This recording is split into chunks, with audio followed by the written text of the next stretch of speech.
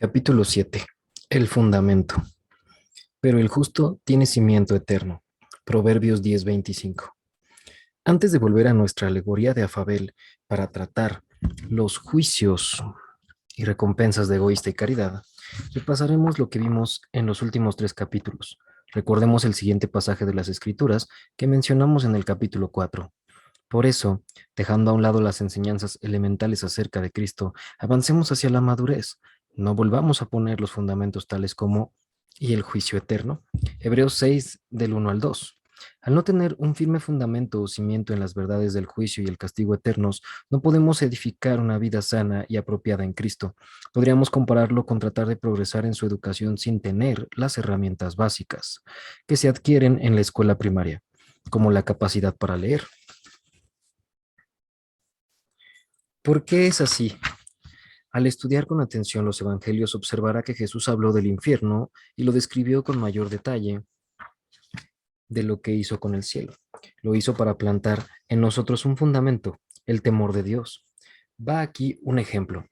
Por tanto, todo lo que habéis dicho en tinieblas, a la luz se oirá, y lo que habéis hablado al oído en los aposentos se proclamará en las azoteas. Mas os digo, amigos míos, no temáis a los que matan el cuerpo y después nada más pueden hacer, pero os enseñaré a quién debéis temer. Temed a aquel que después de haber quitado la vida, tiene poder de echar en el infierno. Sí, os digo, a este temed. Lucas 12 del 3 al 5. Sus palabras fueron fuertes y precisas, al obtener y mantener buen entendimiento del juicio y el castigo eterno. En nuestros corazones se planta y mantiene firmemente el temor del Señor. Permítame explicarlo. Solo Dios puede emitir la sentencia a pasar la eternidad en el infierno. Lo que hayamos dicho en secreto será puesto de manifiesto bajo la luz de su gloria el día del juicio. Y no solo nuestras palabras, sino nuestros motivos, actitudes y obras serán manifestados. El temor de Dios nos mantiene siempre conscientes de que nada puede ocultársele, ni siquiera lo más secreto, y nos hace saber que nada escapará a su juicio y que su juicio es justo. Si nos falta este entendimiento, podemos engañarnos creyendo que Dios pasa por alto o incluso que no ve la desobediencia y nos confortamos en una misericordia no bíblica, que no existe, como lo hicieron engañado, corazón flojo y doble vida. Podemos convertirnos con toda facilidad en una de esas muchas personas que en nuestros días se apartan de la firme devoción para inclinarse a la desobediencia. Quienes carecen de este fundamento, de seguro caerán en el temor del hombre y en última instancia es sabido que servimos a aquel a quien tememos. Si tememos a Dios, le obedecemos aunque estemos bajo presión, pero si tememos al hombre, nos rendiremos al hombre, especialmente si estamos bajo presión. Buscando entonces lo que beneficie y satisfaga nuestros placeres o deseos carnales, entregarse a la carne, en última instancia lleva a graves consecuencias. Por lo tanto, si nos falta el entendimiento consciente del juicio y el castigo eternos, nos falta una cierta medida del temor del Señor, porque los juicios de Cristo son de hecho un aspecto del temor del Señor. Pablo lo dice de esta manera: porque es necesario que todos nosotros comparezcamos ante el tribunal de Cristo, para que cada uno reciba según lo que haya hecho mientras estaba en el cuerpo, sea bueno o sea malo. Conociendo pues el temor del Señor, persuadimos a los hombres. Segunda de Corintios 5 del 10 al 11. No se estaba refiriendo al gran trono blanco del juicio al que Jesús hizo referencia en el versículo previo, en el que las personas serán sentenciadas al infierno, sino al juicio del creyente que comenzaremos a ver en el próximo capítulo. Sin embargo, note que Pablo equipara el estrado del juicio de Cristo con el temor del Señor, aunque eso también podría referirse al trono blanco. De hecho, en el versículo antes mencionado llama al tribunal de Cristo el temor del Señor. El punto aquí es que no podemos separar el temor del Señor del juicio y que el temor del Señor es la clave para una vida saludable. Escuche lo que dice el profeta Isaías. Él será la seguridad de tus tiempos, te dará en abundancia salvación, sabiduría y conocimiento. El temor del Señor será tu tesoro. Isaías 33:6. El temor santo es la clave de un fundamento o cimiento seguro en Dios. Recuerde que en los capítulos anteriores Jesús predijo a la multitud que habría quien hiciera cosas milagrosas en su nombre, pero que luego sería expulsado al castigo eterno. No sorprende que de inmediato diera las causas de esta caída. El fundamento, estas personas construirían sus vidas sobre una creencia y una idea que no soportarían las tormentas de la vida. A cualquiera, pues, que me oye estas palabras y las pone en práctica, lo compararé a un hombre prudente que edificó su casa sobre la roca. Descendió la lluvia, vinieron ríos, soplaron vientos y golpearon contra aquella casa, pero no cayó, porque estaba cimentada sobre la roca. El segundo fundamento de Dios, el temor del Señor. Pero a cualquiera que me oye estas palabras y no las practica, lo compararé a un hombre insensato que edificó su casa sobre la arena. Descendió la lluvia, vinieron ríos, soplaron vientos y dieron con ímpetu contra aquella casa y cayó, y fue grande su ruina. Mateo 7, del 24 al 27. Quienes han perseverado hasta el final habrán podido soportar las tormentas a causa de su cimiento firme. El temor del Señor es ese cimiento. Nos brinda estabilidad. Es un almacén de las riquezas de Dios. Su salvación, sabiduría y conocimiento están ocultos allí. Temor del Señor. ¿Qué es el temor del Señor? ¿Es tener miedo de Él? No, en absoluto. Porque ¿de qué modo podríamos tener intimidad con el Señor? ¿Qué es su más profundo deseo? Si le tuviéramos miedo, ¿de qué modo podríamos tener intimidad con el Señor, que es su más profundo deseo, si le tuviéramos miedo? Dios vino a revelarse a sí mismo ante Israel, a tener con ellos la comunión que tenía con Moisés, pero ellos se alejaron, negándose a estar con él. Moisés le dijo al pueblo, no temáis, pues Dios vino para probaros, para que su temor esté ante vosotros y no pequéis. Éxodo 20:20. Observe que estas palabras suenan tan parecidas que podrían contradecirse, pero Moisés está haciendo una diferencia entre tener miedo y sentir temor de Dios. Hay una diferencia. Quien tiene miedo de Dios tiene algo que ocultar. ¿Recuerda lo que hizo Adán cuando desobedeció en el huerto? Se ocultó de la presencia del Señor. Por otro lado, quien teme a Dios teme alejarse de él, escapa a la desobediencia. El temor del Señor es honrar, estimar, valorar, respetar y reverenciar a Dios por sobre todas las cosas y personas. Lo que le importa a Dios nos importa a nosotros. Y lo que a Él no le importa tampoco tiene importancia para nosotros. Cuando tememos a Dios, temblamos ante su palabra, lo cual significa que le obedecemos al instante, aunque no tenga sentido, aunque nos duela, aunque no veamos los beneficios y hasta el final. Sí, entonces, la manifestación del temor del Señor es la obediencia a su palabra, caminos o leyes. Las escrituras nos dicen que el temor del Señor es el principio de la sabiduría. Podríamos decir que es el cimiento de la sabiduría. La sabiduría de la que hablaremos en los siguientes capítulos es el conocimiento y la capacidad de tomar las decisiones correctas en el momento oportuno. Quienes toman malas decisiones bajo presión carecen de sabiduría y la fuente de la sabiduría es el temor del Señor. Las escrituras nos dicen que nuestras vidas pueden compararse con la construcción de una casa. Primero viene el cimiento y luego la estructura. Leemos, con sabiduría se edificará la casa y con prudencia se afirmará. Proverbios 24:3. Si estamos edificando nuestras vidas con la capacidad de tomar las decisiones correctas, entonces edificaremos una vida sana que podrá presentarse con confianza ante el tribunal de Cristo. El principio fundamento o cimiento de esta sabiduría es el temor de Dios. Para no apartarnos. Los cristianos no nos apartaríamos si tuviéramos el temor del Señor plantado con firmeza en nuestros corazones. No tropezaríamos ni nos separaríamos de nuestra firme devoción a Jesús. No tomaríamos su palabra a la liviana, ni la daríamos por sentada. No coquetearíamos con el pecado, lo cual causa que los corazones de los creyentes se endurezcan y finalmente caigan. Hebreos 3 del 12 al 13. Siempre sabríamos que lo que se dice y se hace en secreto será proclamado en público ante el tribunal de Cristo. Escuchemos qué le dijo Dios a Jeremías sobre las personas del Nuevo Testamento.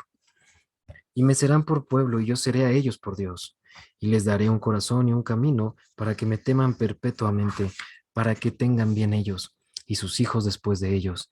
Y haré con ellos pacto eterno, que no me volveré atrás de hacerles bien y pondré mi temor en el corazón de ellos, para que no se aparten de mí. Jeremías 32, del 38 al 40. Observe que Dios dice, para que me teman perpetuamente, para que no se aparten de mí. Recuerdo una reunión en Malasia donde el espíritu del temor del Señor se manifestó fuertemente. Había gente en todo el hemisferio oriental, estudiantes de seminario, pastores y muchos otros colmaban el auditorio donde hablaría. Hacia el final del servicio, muchos lloraban incontrolablemente, echados en el suelo. Por todo el frente, cerca de la plataforma, el terror del Señor era tan asombroso en esa atmósfera y yo pensé, John Vivier, si te equivocas al hacer o decir algo, eres hombre muerto. No sé si habrá, no sé si habría pasado esto, pero lo que sí sé es que un hombre y una mujer cometieron un error moviéndose en una atmósfera similar en el Nuevo Testamento y murieron. El resultado de su juicio inmediato fue que vino gran temor sobre toda la iglesia y sobre todos los que oyeron estas cosas. Hechos 5:11. Al término de la reunión se me acercó una pareja de la India y me dijeron, John, nos sentimos tan limpios por dentro. También yo lo siento, les dije. Días después estaba en mi hotel y encontré el pasaje, El temor de Jehová es limpio, que permanece para siempre, Salmo 19:9. El Espíritu Santo le habló enseguida a mi corazón. Le habló enseguida a mi corazón. Lucifer era el ángel que lideraba la adoración en el cielo, ungido, hermoso y bendecido, pero no sentía temor de mí. No permaneció para siempre.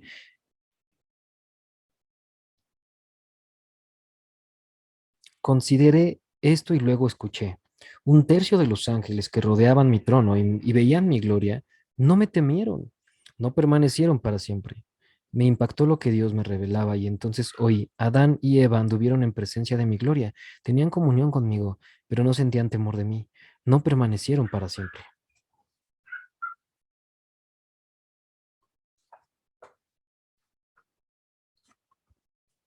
El temor del Señor nos da poder para permanecer. Nos mantiene constantemente obedientes a la palabra de Dios. Se advierte a los creyentes, temamos, pues, no sea que permaneciendo aún la promesa de entrar en su reposo, alguno de vosotros perezca no haberlo alcanzado, parezca no haberlo alcanzado. Hebreos 4:1. Es interesante que dice, temamos, en lugar de amemos. Es el temor de Dios lo que nos impide apartarnos de Él para caer en el pecado, no el amor a Dios. Un famoso evangelista. Jamás olvidaré la ocasión en que visité a un famoso evangelista que estaba cumpliendo su último año de prisión de una sentencia de 5. Su caso fue conocido en el mundo y trajo gran reproche sobre el reino. Sin embargo, en su primer año como preso tuvo un verdadero encuentro con el Señor. Cuando 4 años más tarde entré a la prisión, una de las primeras cosas que me dijo fue, John, esta prisión no fue el juicio de Dios sobre mi vida, sino su misericordia. Si hubiera seguido viviendo como lo hacía yo, habría terminado en el infierno para toda la eternidad. Ahora había logrado captar mi atención. Supe que estaba hablando con un quebrantado hombre de Dios, un verdadero siervo de Cristo. Yo sabía que había comenzado en el ministerio muy enamorado de Jesús. Su pasión era evidente. Me preguntaba cómo había podido acabar tan lejos del Señor, estando aún en la cúspide de su ministerio. Por eso le pregunté, ¿cuándo te desenamoraste de Jesús? Me miró con asombro y sin titubear dijo, jamás. Confundido proseguí. ¿Qué hay entonces del fraude con el correo y con tu adulterio en estos últimos 7 años?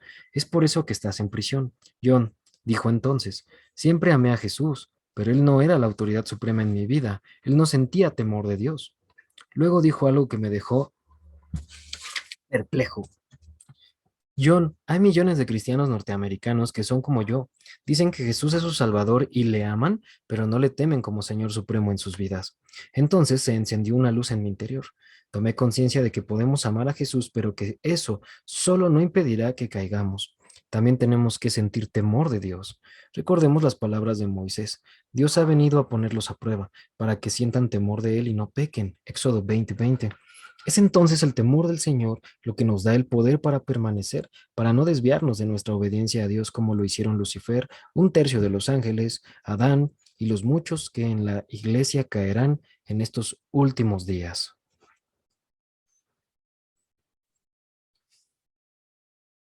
Complete su salvación. Por esta razón Pablo nos dice, así que, mis queridos hermanos, como han obedecido siempre no solo en mi presencia, sino mucho más ahora en mi ausencia, lleven a cabo su salvación con temor y temblor. Filipenses 2:12. Llevamos adelante y completamos nuestra salvación con reverencial temor y temblor. Esto nos mantiene alertas, sabiendo que cada pensamiento, palabra y obra serán puestos de manifiesto en el juicio, y con este conocimiento nos mantenemos humildes, cautelosos, con dominio propio, tiernos, alertas ante la tentación a desobedecer y apartándonos siempre de lo que pudiera desagradar a Dios. Observe que Pablo no dice que completamos o terminamos nuestra salvación con amor y benignidad. El temor del Señor nos da las fuerzas que necesitamos para no apartarnos de su gracia y caer en una vida de desobediencia. Considere las palabras de Pablo a los romanos. Él discute cómo la caída de Israel dio como resultado la salvación de los gentiles. Llamó a Israel las ramas naturales y a los creyentes gentiles del Nuevo Testamento ramas silvestres. Escuche lo que Dios dice a través de este apóstol. De acuerdo, pero ellas fueron desgajadas por su falta de fe, y tú por la fe te mantienes firme. Así que no seas arrogante, sino temeroso. Romanos 11:20. Vea que no dice, no seas arrogante, sino amoroso. No, él se refiere al temor de Dios, porque volverá a ver esto en los siguientes dos versículos, como fuente de capacidad y fuerza para continuar en su amor. Porque si Dios no tuvo miramientos con las ramas originales, tampoco los tendrá contigo. Por tanto, considera la bondad y la severidad de Dios, severidad hacia los que cayeron y bondad hacia ti. Pero si no te mantienes en su bondad, tú también serás desgajado. Romanos 11:21-22. Como creyentes hemos de considerar la bondad o amor y severidad o juicio de Dios. Si no tenemos a Dios, no continuaremos en su bondad y podemos ser desgajados. Aquí otra vez, Dios nos advierte. Temamos pues, no sea que permaneciendo aún la promesa de entrar en su reposo, alguno de vosotros parezca no haberlo alcanzado. Hebreos 4:1. El temor de Dios nos guarda de apartarnos y caer. El amor de Dios, por otra parte, nos mantiene lejos del legalismo, que también destruye la intimidad con Dios. Nuestro amor por Dios alimenta nuestros motivos e intenciones, manteniéndolos apasionados, fieles. Tenemos que tener ambas fuerzas, la del amor y del temor en nuestras vidas, para poder mantener una relación saludable. Por esto Pablo llama a Dios nuestro Padre Celestial y Abba, que significa papito. Pero también dice que nuestro Dios es un fuego consumidor. Dios es amor, pero también es justo y juez santo. No temerle es carecer de estabilidad perdurable y Jesús dice varias veces, mas el que persevere hasta el fin, este será salvo. Mateo 10:22. Nuestra influencia. La otra razón fundamental por la que necesitamos un firme entendimiento de la doctrina elemental del juicio y castigo eternos es la influencia que tenemos sobre los demás. Si nos falta el temor del Señor, comunicaremos de palabra o acción un evangelio desequilibrado y como resultado, aquellos en los que influimos serán susceptibles de tropezar y aún caer para siempre. Sin este fundamento, como pastores, maestros o predicadores del Evangelio, transmitiremos solo los principios que las Escrituras dan sobre cómo vivir una vida bendecida, próspera y feliz. Estos principios de las Escrituras funcionarán produciendo salud, éxito financiero, paz, mejores relaciones, etc. Sin embargo, sin el cimiento del juicio eterno nos apartaremos de predicar la cruz. El precio de seguir a Jesús, el precio de seguir a Jesús. Predicaremos solamente mensajes aceptables para conseguir seguidores, mientras excluimos el importante punto de rendir nuestras vidas a toda costa. Hay un excelente ejemplo de esto en los evangelios. Un día un joven rico se acercó a Jesús cuando estaba con sus discípulos y le preguntó, ¿qué he de hacer para heredar la vida eterna? Yo solía tener una noción lógica de este encuentro entre Jesús y el hombre rico. Imaginaba a un hombre saliendo de su carro último modelo, rodeado de siervos y vestido con el diseño más caro de su época, se acerca a Jesús y manteniéndose un poco a la distancia con los brazos en jarro, pregunta en tono un tanto arrogante qué tiene que hacer para heredar la vida eterna. Sin embargo, un día Dios me abrió los ojos y leí. Al salir él para seguir su camino, vino uno corriendo e hincando la rodilla delante de él le preguntó, Marcos 10:17. Me sorprendió. Ahora la imagen era diferente. Veía a Jesús en medio de muchos de los miembros de su equipo y al hombre rico, probablemente uno de los más ricos de la comunidad, corriendo hacia él y cayendo ante sus pies casi sin aliento y gritando, ¿qué tengo que hacer para ser salvo? Podía ver fuerza y sinceridad en este hombre. Jesús entonces le dijo, lo más importante de la adhesión a la palabra de Dios en cuanto al trato con los demás, dijo, los mandamientos, ¿sabes? No adulteres, no mates, no hurtes, no digas falso testimonio, no defraudes, honra a tu padre y a tu madre. Marcos 10:19. El maestro le dio los mandamientos del quinto al décimo, que tratan de las relaciones entre los hombres, pero omitió los primeros cuatro que tratan sobre no poner nada antes que Dios y someternos a su señorío. A esto el joven rico respondió, todo esto lo he guardado desde mi juventud. ¿Qué más me hace falta? Mateo 19:20.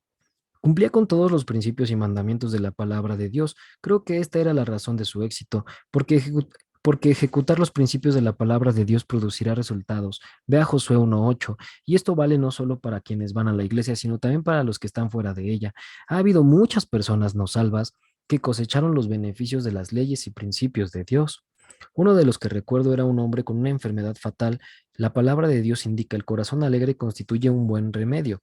Proverbios 17:22. Así que al oír esto, el hombre comenzó una dieta estricta de los tres chiflados, se rió y se rió hasta que sanó.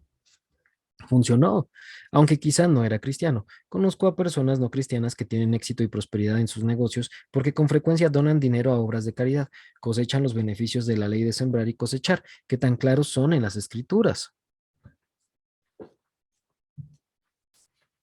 Este joven de los evangelios obedecía los principios de las escrituras y prosperaba. Sin embargo, es interesante notar que aún así tenía conciencia de que algo faltaba en su vida. En lo personal, creo que era a causa de su integridad. No se engañaba a sí mismo. Llamó a Jesús Maestro bueno, Marcos 10:20, más bien que Señor. Lo respetó mucho por esto porque hoy hay tantos que le llaman Señor, Amo Supremo, entre paréntesis, pero no hacen lo que él dice. Recuerde su declaración. ¿Por qué me llamáis Señor, Señor, y no hacéis lo que yo digo? Lucas 6:46. Muchos de la iglesia de hoy no tienen conciencia de su necesidad de vida eterna, porque se engañan a sí mismos, llaman Señor a Jesús cuando en realidad siguen siendo dueños de sus propias vidas. Esto lo deja en claro el apóstol Santiago al decir, si alguno se cree religioso entre vosotros y no refrena su lengua, sino que engaña su corazón, la religión del tal es vana. Santiago 1:26. La persona cuyo corazón está engañado no está en contacto con la realidad espiritual.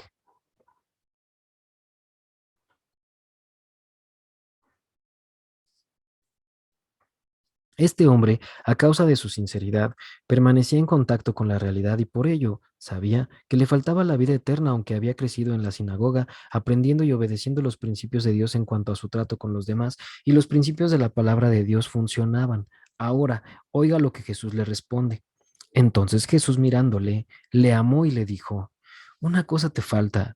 Anda, vende todo lo que tienes y dalo a los pobres, tendrás tesoro en el cielo, y ven, sígueme tomando tu cruz.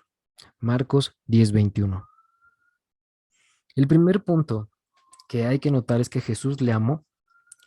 Si ama usted a alguien, le dirá la verdad sin lisonja. Muchos vendedores impíos son lisonjeros para que el discernimiento de sus potenciales clientes se ciegue a la verdad. Podrá pensar usted que le aman más que su propia familia porque le dicen siempre lo que quiere oír, cuando en realidad lo único que hace es tratar de obtener algo de usted. Cuando amamos a otros buscamos su beneficio aunque duela. Jesús, por amor, atacó el área de la vida de este hombre que le impedía obedecer a Dios incondicionalmente, su riqueza. Tomar la cruz no habla de sacrificio ni sufrimiento siquiera, aunque es probable que resulte en sufrimiento. Habla de obediencia. Si morimos a nuestra lujuria, ambiciones y voluntad de poder, no tendremos conflicto en obedecer a Dios. Si no morimos a todo esto, llegará el momento en que estaremos en un lugar donde nuestros amigos o nuestra carne querrán ir hacia un lado en tanto los mandamientos de Dios vayan hacia el lado opuesto. Si no hemos tomado ya nuestra cruz, iremos por nuestro propio camino, aun cuando llamemos Señor a Jesús y nos estaremos engañando. Con este hombre era la riqueza, pero con otros podrán ser los deportes, la comida, los amigos, la seguridad, la música, etcétera. Vea entonces qué pasó. Pero él, afligido por esta última palabra, se fue triste porque tenía muchas posesiones. Marcos 10:22. ¡Wow! ¿Lo ve? Este hombre vino corriendo hasta Jesús, se arrodilló y con fervor preguntó cómo podía heredar la vida eterna.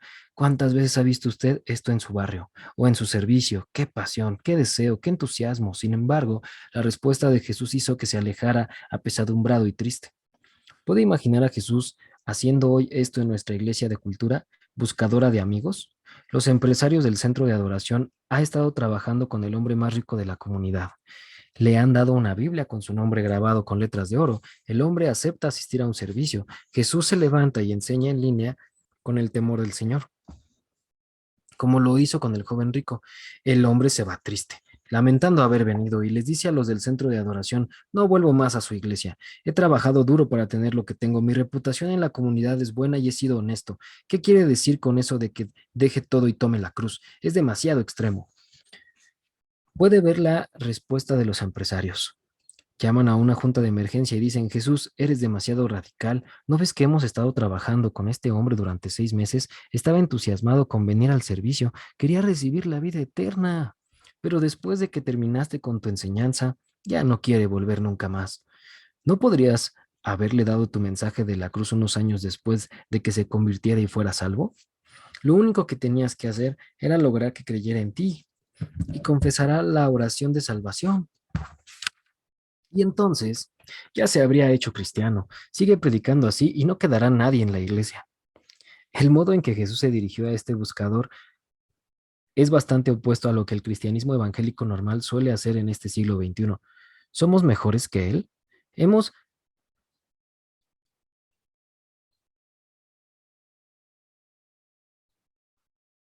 ¿Tenemos tácticas mejores para ganar personas? ¿Más que el maestro mismo? ¿Ha progresado nuestra revelación al punto de sobrepasar la suya? Digo todas estas tonterías para dejar en claro algo importante. Es posible que hayamos omitido un aspecto esencial del Evangelio y que por eso hayamos caído en un Evangelio desequilibrado. Hemos quitado la cruz de la salvación y solamente ofrecemos sus beneficios. Observe que Jesús no le dijo a este destacado ciudadano: lo único que tienes que hacer es creer en mí, creer que yo soy el Salvador, y entonces recibirás lo que, lo que buscas, la vida eterna.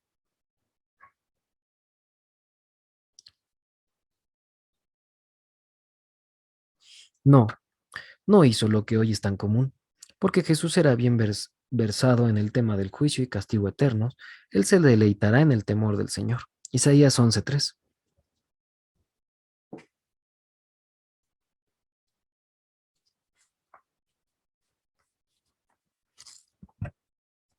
Una perspectiva eterna. Si no somos guiados por la eternidad, viviremos y comunicaremos más para beneficio de esta vida en lugar de ver la vida desde una perspectiva eterna. Les enseñaremos a las personas a vivir para el día, en lugar de vivir como los patriarcas que esperaban la ciudad que tiene fundamentos, cuyo arquitecto y constructor es Dios. Hebreos 11:10. Sí, hay recompensas en esta vida por obedecer los principios de Dios. Les hemos enseñado bien, pero no olvidemos que somos residentes temporarios en esta tierra, temporales.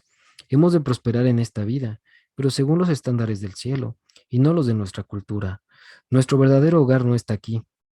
Lea con atención el motivo de estos santos que renunciaron a este mundo por seguir a Dios. Conforme a la fe murieron todos estos sin haber recibido lo prometido, sino mirándolo de lejos y creyéndolo y saludándolo y confesando que eran extranjeros y peregrinos sobre la tierra. Porque los que esto dicen claramente dan a entender que buscan una patria, pues si hubiesen estado pensando en aquella de donde salieron, ciertamente tenían tiempo de volver, pero anhelaban una mejor, esto es, celestial, por lo cual Dios no se avergüenza de llamarse Dios de ellos porque les ha preparado una ciudad. Hebreos 11 del 13 al 16. La patria que estos santos buscaban es la ciudad de Dios, la nueva Jerusalén a la que prestaremos atención en lo que queda de este libro. Quienes vivirán en esta ciudad son llamados vencedores. Su recompensa será infinitamente mejor que lo mejor que puede ofrecernos la vida aquí en la tierra.